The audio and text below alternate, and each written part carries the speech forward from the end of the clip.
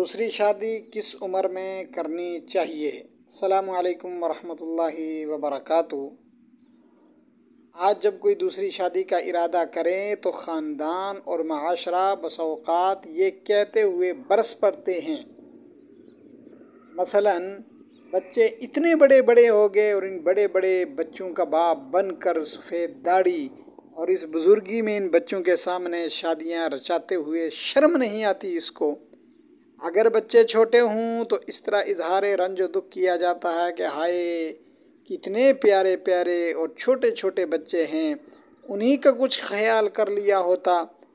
اگر اولاد سرے سے ہو ہی نہ تو یہ اعتراض ہے، ایک تو بیوی کو اولاد نہ ہونے کا غم، ایسی عورت تو پہلے ہی قابل ترس تھی، نہ یہ کہ اس پر ایک سوکن لا کر اسے مزید پریشان کیا جائے۔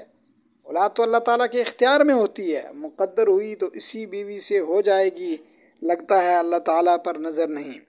اگر بیوی بد اخلاق بد زبان ہو تو یہ اعتراض کہ ایک تو سنبھل نہیں رہی، دوسری کا شوق پیدا ہو گیا ہے اس کو۔ اور اگر بیوی نیک پرہیزگار خوش اخلاق ہو تو یہ اعتراض ہے کہ اللہ تعالیٰ نے بیوی شریف دے دی تو بجائے اس کے کہ اللہ تعالیٰ کا شکریہ ادا کرتے اسی پر قناعت کی جاتی، اس کے بجائے اس کی شرافت کا ناجائز فائدہ اٹھا کر شادیاں رچائی جا رہی ہیں، وغیرہ وغیرہ جو معاشرے میں پیش آتا ہے۔ الغرض اس قسم کے جاہلانہ، ہندوانہ اور فضول اعتراضات کا جواب اگر آپ کو چاہیے تو قرآن مجید کی آیت فَانْكِحُوا کی واو ضمیر میں موجود ہے۔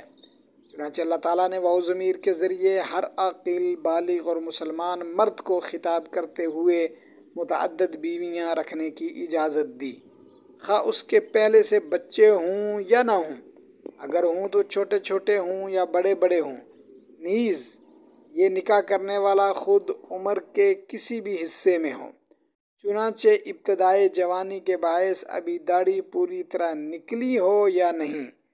اگر نکل چکی ہو تو داڑھی کے بال سفید ہو چکے ہوں یا مکمل سیاہ ہوں یا ملے جلے ہوں، ہر طرح کے مسلمان مردوں کو خطاب کرتے ہوئے فرمایا نکاح کرو پسندیدہ عورتوں میں سے 2 سے 3 سے اور 4 سے۔ دوستو، آج کی اس گفتگو سے آپ حضرات نے یہ اندازہ لگا لیا ہوگا کہ دوسری شادی کرنے کے لیے عمر کی، حالات کی، واقعات کی کوئی قید نہیں ہے۔ السلام علیکم ورحمۃ اللہ وبرکاتہ۔